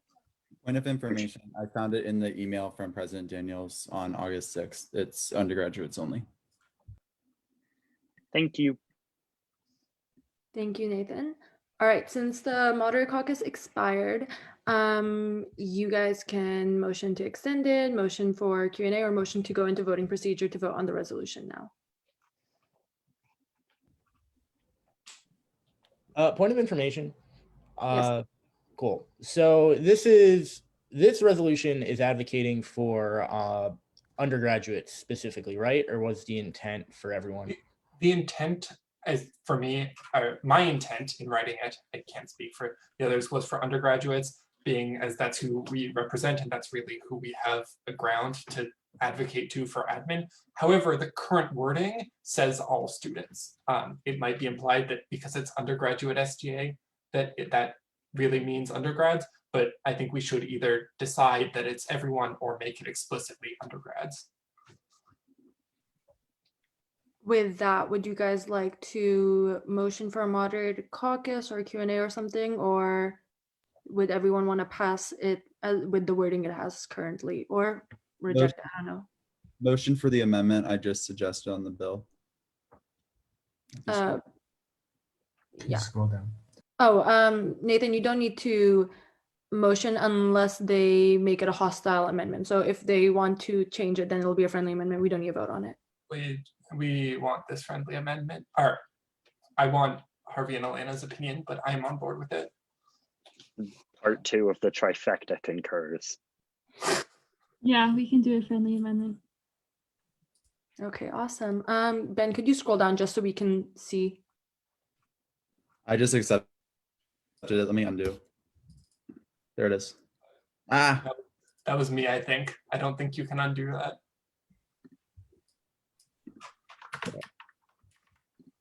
Ben, you just do whatever you want. I'm not touching And it. can you scroll down? Can you not see it right now? Oh, it's stuck. No, I think it's not. Give me 1 second. I will stop share. Screen Make sure share for again. Ben to scroll down. Does this work? It's loading right now.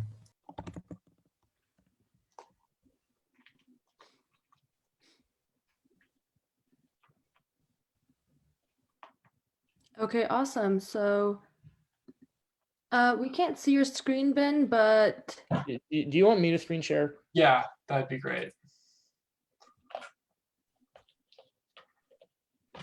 okay, there we go. So everyone can see the undergraduate students. So does anyone want to motion to move into voting procedure? I feel like that is where the conversation was headed to. Motion to move into voting procedure. Seconded.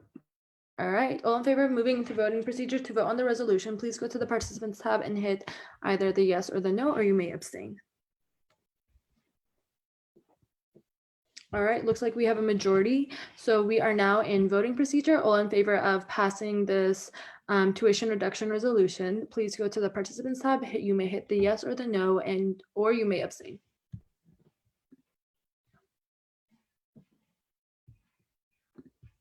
All right. Has everyone voted?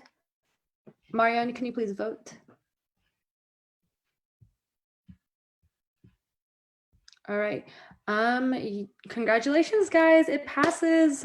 Such an awesome resolution, and me and Sam will get working on sending this to the appropriate administration. All right. Now we are going to go to the last thing on our agenda for new business, which is the Bridges Across Baltimore presentation headed by Senator Lee. So Kati, go ahead. I allotted 10 minutes for your presentation. So yeah, you can just screen share. Awesome. Thank you very much. Hi, everyone. So I wanted to propose a program and I'd like to get your thoughts on it before writing it into a bill, before officially proposing it. I'll also be proposing this program to the Dean of Student Life's leadership team in a couple of weeks. So I guess before that happens, I'd love your thoughts too. So the program I want to propose is called Bridges, and I'd love to pair Johns Hopkins University students with someone in the Baltimore community, notably someone who's also searching for their life direction, and have them be joined together based on their interest and work on a program in this program for 2 years, build a project, and be surrounded by a community of mentors and community supporters. I'll go into more detail about what that program might look like and the reasons behind it and how it might come to life. So the reason I came about this idea was because I was doing some research on career development for people experiencing homelessness, and I came across this idea called social mobility. Social mobility relies on this theory that divides the American socioeconomic classes into 5 classes, and it looks at what is the chance that someone who is born in the lowest social class dies in the highest one.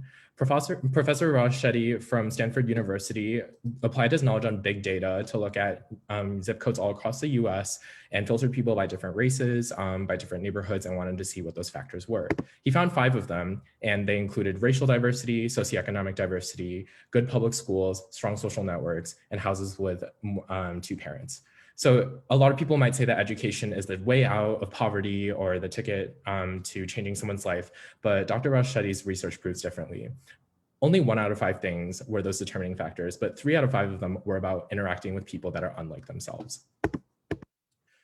This points to a very big problem in the United States and the Johns Hopkins University campus and in Baltimore: social isolation. We've become more isolated than ever before, and as we've seen in the past few years, we've also become polarized, not just politically, but racially, socioeconomically as well. Starting for myself, I could see that this was a problem as well that might have even discouraged my path in my own learning career. So as a community college transfer, I actually dropped out of school for a few years because I was so discouraged from my education process. And at my school, going above and beyond was bad because it meant that you were making the teacher do more work. So it meant that you there wasn't space to do better, and I thought school wasn't for me and that it wasn't useful to my life. I also had a lot of invalidation of my own interests. So these invalidations happen not only culturally, societally, and personally as well. This led me to, I remember the second to last STEM course that I ever took in my high school. My teachers would scream at me even though I did really well in the course because I was making them think too much. I gave it one more shot and I took my first and last AP STEM course in my junior year. Something similar happened and I never went back again. Now, as for how I became accepted to the Johns Hopkins University as a transfer student and studying physics is a story I'll have to tell another time. Similar in Baltimore, there are also a lot of organizations that believe that education is not the only way out. I started to believe that maybe there was something more than education that I was missing. And a lot of these organizations in Baltimore believe the same thing. One of these organizations is called THREAD, which I'm a part of and I'm a grandparent in. And for those of you who were here a couple weeks ago, THREAD did a presentation, but in summary, they're a program that actively recruits students who are in the bottom quarter of their freshman class, and then they are enrolled in the program for 10 years. To see the impact of THREAD, before THREAD was in their high schools, that population, historically, 6% of them graduated high school. After THREAD was present, 69% to 84% of them graduated within 4 years or more. The impact is clear. Additionally, there are other programs that I found while researching homeless shelters and homelessness employment programs. And one of these included Our Daily Bread that also actively recruits people who are homeless, experiencing homelessness, and they actively try to employ them. There are other organizations as well all across Baltimore. In fact, Baltimore is actually on the higher receiving end of nonprofit grants, and there are lots of opportunities actually in Baltimore that are happening. Beyond Baltimore, there are also organizations through the Aspen Institute such as Weave, and they recognize regularly organizations like THREAD for addressing the core issue of social isolation and polarization. I also came across this organization called Circles. So Circles, similarly, they actively recruit people who are in poverty and they want to build a circle around them of people who set a 12-week plan to get them an individualized economic stability plan. And they also pull results. There's also an organization called Posse. So Posse started from New York City, and they also believe that diversity is the key to solving our country's biggest problems, and they surround high school students with this community as well. At Johns Hopkins University, there are also lots of programs that aim to do something similar. France Merrick Civics Fellowship actively recruits Johns Hopkins University students in hopes of pairing them with community partners and solving a problem that they're already working on. There is also this new website called OneHop set up by Life Design Lab, which students can go on and connect with mentors who have similar interests to themselves and actively get to know them. And these alumni from Hopkins have personally volunteered to work with students. Also at Hopkins, while I was at the Diversity and Inclusion Networking event with the administration, I was told about someone named Alicia Wilson. Alicia Wilson she is the Vice President for Economic Development, and their department has a commitment to the city through investments in economic and neighborhood development, healthcare, and education. Given the difficultly discussed history of Johns Hopkins University in Baltimore, there are a lot of efforts being made to hopefully reverse or better the current situation of Hopkins being in Baltimore.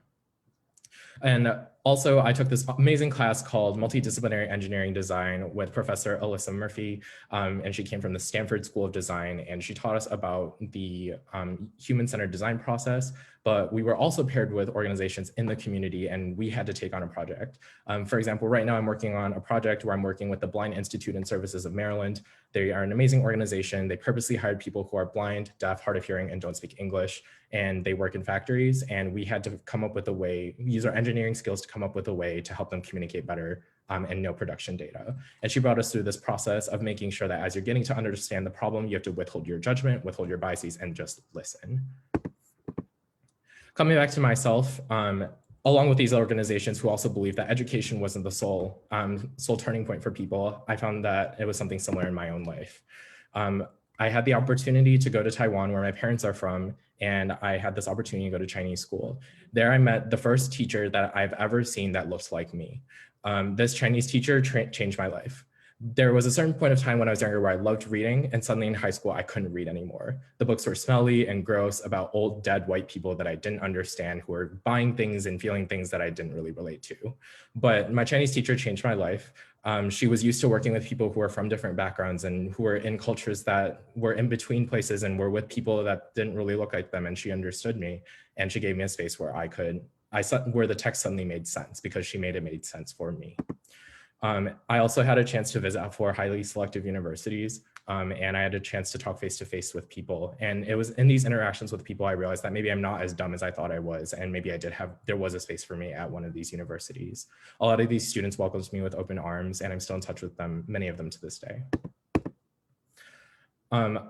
I also want to point to the fact that the problem of social isolation is not something that just people in the Baltimore community or people who are in poverty are suffering from.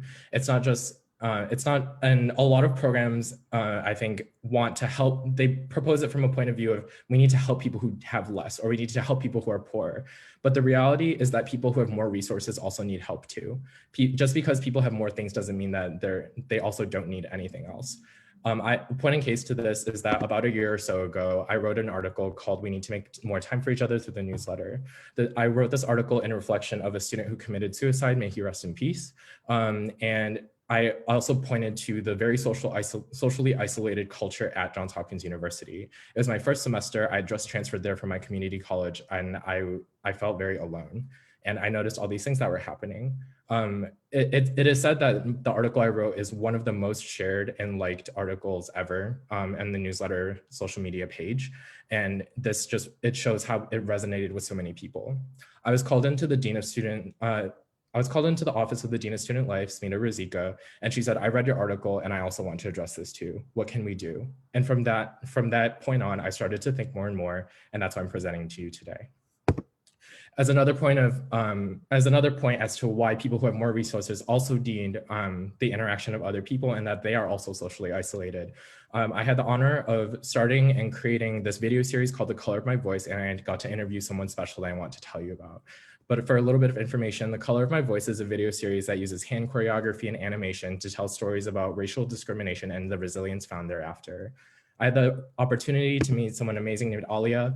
Alia is someone who attends school in the British private school system. She went to a very privileged school, and she's of Nigerian descent. And she told us these very sad stories about how people told her she couldn't walk in groups. Teachers told her, felt intimidated by her because they saw her as different from other people. They told her they couldn't style her hair a certain way. They said that their friends made fun of her, saying that her hair looks like pubic hair. Lots of terrible comments.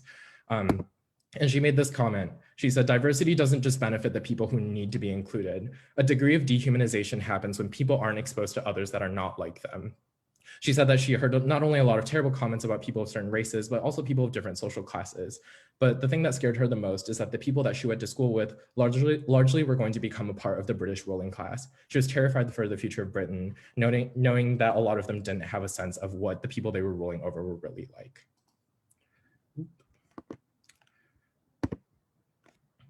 Another person that I think about that I feel like I was affected in a similar way that also further proves my point that different people need each other. I met one of my best friends ever as someone that I met in high school, and her name is Kayla. So Kayla came through my school through this program called the Urban Suburban Program. And this program brought in 20 to 30% of our school for the urban city school districts. I went to high school in Rochester, New York. It's also a Rust Belt city like Baltimore. And it's also very racially segregated. So Kayla and I, we hated our English class and we would skip class all the time and we would go to the music wing and play piano. And something amazed me about the way she played piano. When I played piano, I had the privilege of taking lessons and I would play all these complicated songs with all these chord changes by Beethoven. And then Kayla would play songs that had the same 4 chords generally repeating, but something about it was different. She liked it and it was something that she did. And I was amazed and I wondered how she did it. I asked her more questions about it. She didn't have a piano at home. She didn't have music lessons. How could she have learned the piano and how did she learn it all by ear? And for me, music was something where it was about getting it right or getting it wrong. It was about test-filled anxieties and it was about things that weren't fun. But for some reason for her, it brought her a sense of joy. And I listened to her in amazement as she shared her music with me. Not only did she share her music with me, but Kayla also shared her love of step dance. She created our school's first step dance team. Step dance is a dance that is traditional to African-American culture. And the thing that amazes me about step dance is that it uses absolutely no equipment. All you need is yourself, your hands and your feet, a bit of courage, and a willingness to shout. She started our team and she got it so good to the point where they performed at our school assemblies. Kayla would also tell me about her school. She said she was really grateful to be in the suburban schools, but she really missed her urban schools because she had freedom. She said that in English class, their teachers would have them write in journals and then the teachers would write back.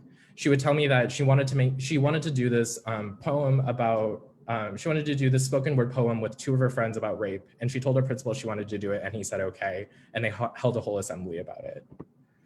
Kayla also told me about her hair. There was one time where we had a chorus concert and her friends were extremely stressed out.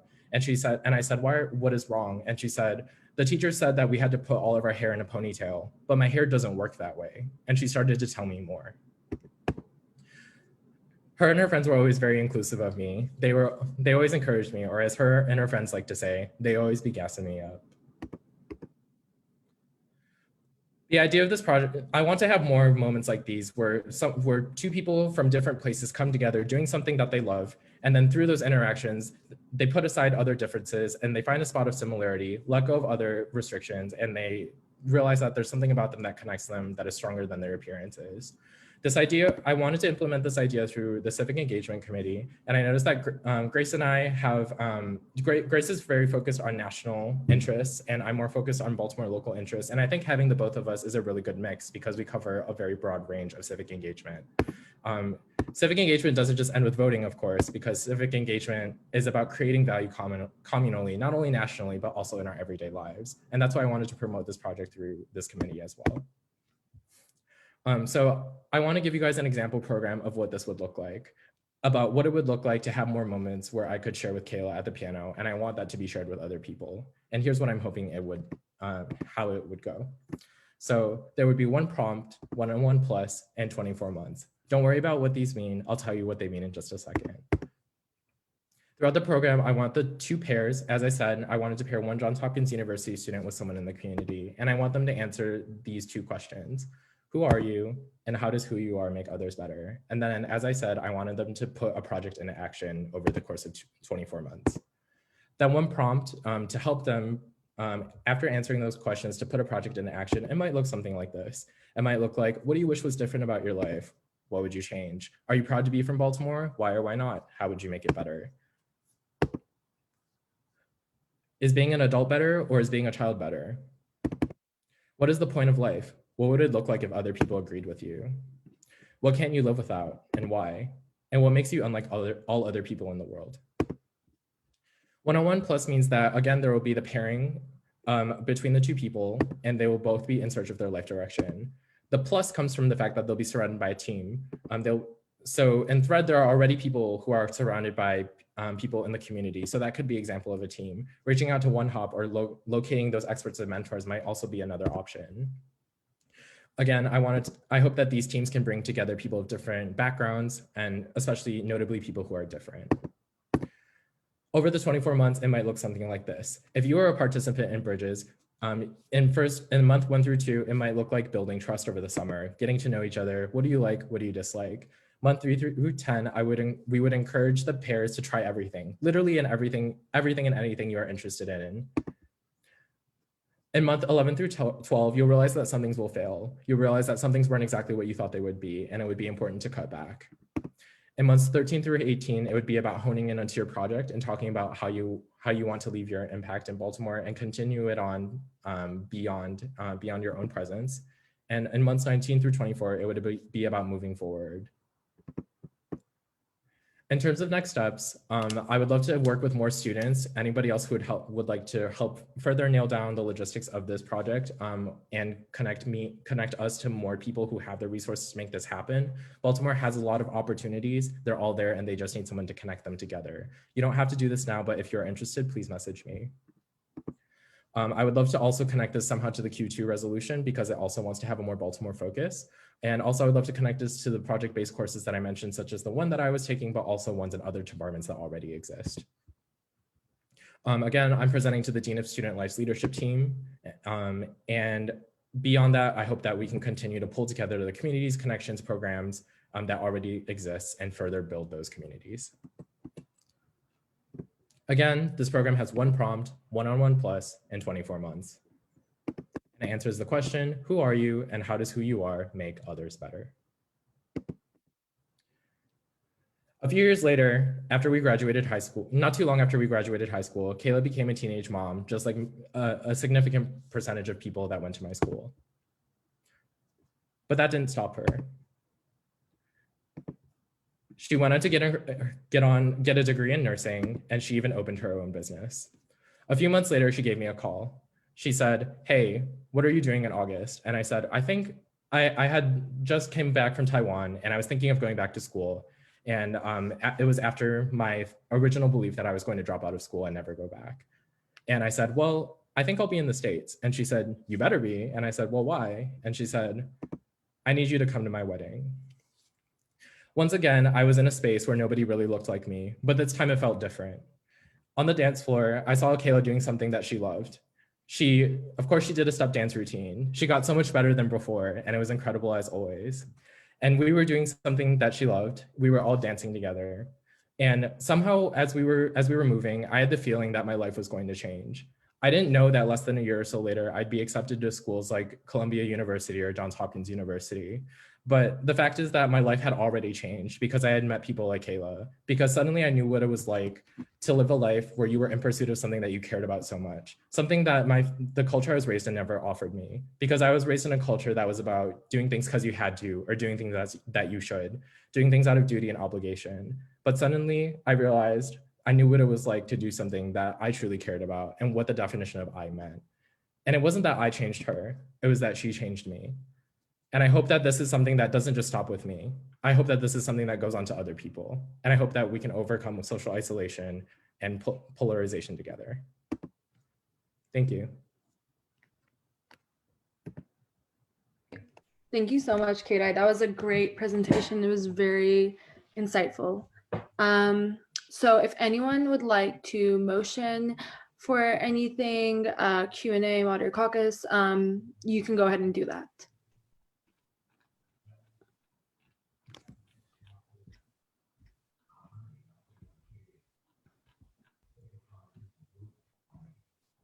Also, Kira, you can motion for anything if you would like to get our feedback on some stuff. No, we're not voting on this. I think, Kira, you were just presenting to kind of get SGA's feedback, and yeah. Yeah, so like writing a bill or a resolution or whatever, that will come in the future and after I make more connections and it becomes more real. But I'd love your thoughts. I'm open to any questions or criticisms. Mm-hmm.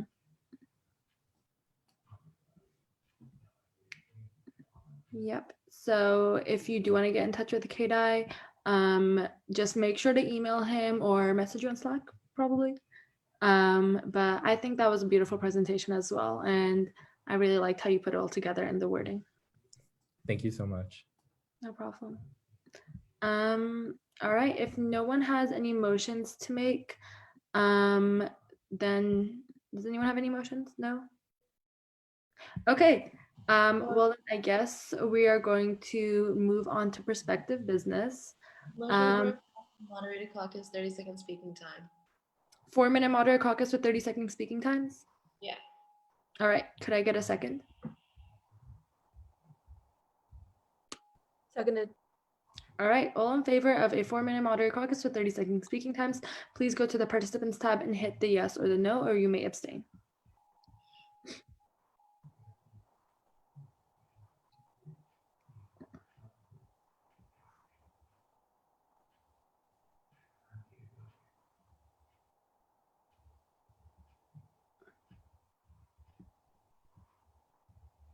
All right, looks like we have majority. So Megan, since you motioned for this, you will be first on the speakers list. I just want to say, like, compliments to the chef per se. Like, the presentation really floored me, and to be honest, I'm kind of at a loss for words. And like, thank you for sharing your story, and also like, this is very inspiring to hear, and this is like a really awesome project. Like, this is the kind of thing like you always dream about or imagine, and it's cool to like see it happening. So yeah, not very good with words, but that's my general gist. Thank you.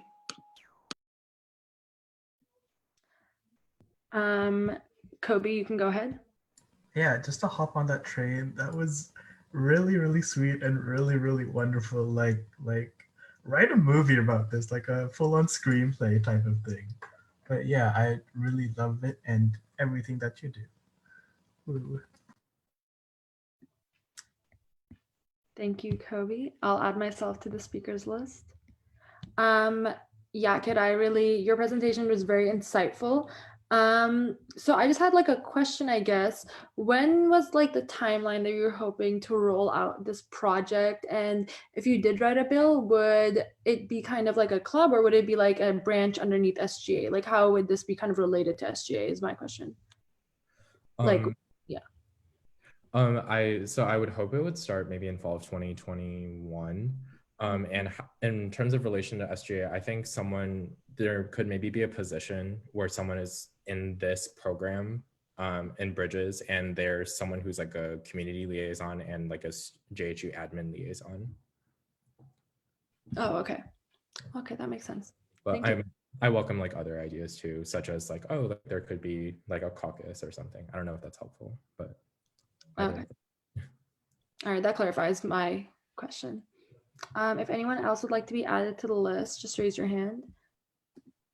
But if that's it, then you can also motion to end the moderated caucus, because I think we still have 2 minutes left. Motion to end the moderated caucus. Could I get a second? All right, seconded. Awesome. All in favor of ending the moderated caucus, please go to the participants tab and hit the yes or the no, or you may abstain. All right, we have majority, so we're going to end the moderated caucus. Thank you, Kati, for presenting, and we'll move on to prospective business now. We're going to start with advancing legislation and announcements. So we'll just do both of them in one go. I'm just going to put myself first. If everyone could stay on after the meeting adjourns just for a minute or two, I just wanted to say one thing, but that's it for me. So Sam, you can go ahead, and then I think, yeah. Addie, did you have something too? No, I didn't have an announcement. Oh, sorry, I misread that. Okay, just go ahead, Sam. I do. Okay, Brianna. All right, I'm gonna go first, then Brianna, you can go. 2 things.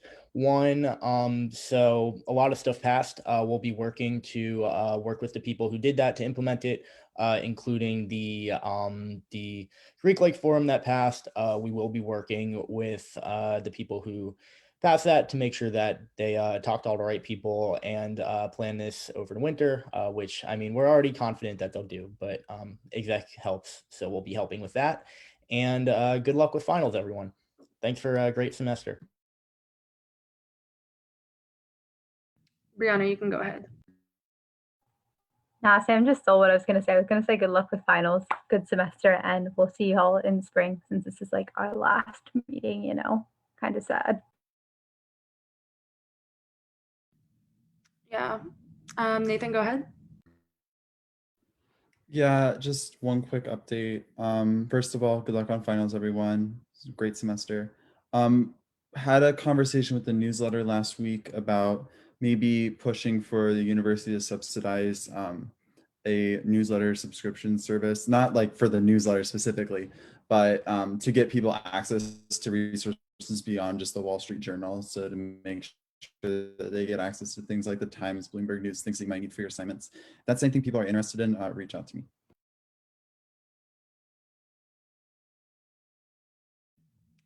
All right. Unless anyone else has anything.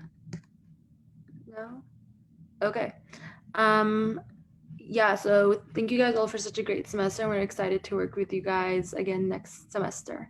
And I will most likely start planning the spring retreat at the beginning of next year, so like sometime in January. So if you do have any ideas or suggestions or feedback that you want to give to us, or like trainings you feel like we should really include, just email me, or not email me, I would say Slack message me, anything that you want. And yeah,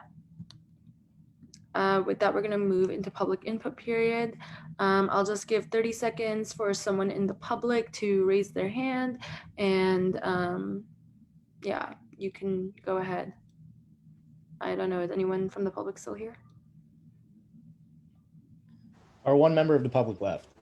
Oh, okay, awesome. All right, so would anyone like to motion to adjourn? Motion to adjourn. Could I get a second? Second. All right, all in favor of closing the meeting, please go to the participants tab and hit the yes or the no. And all right, so we have majority. The meeting has officially ended.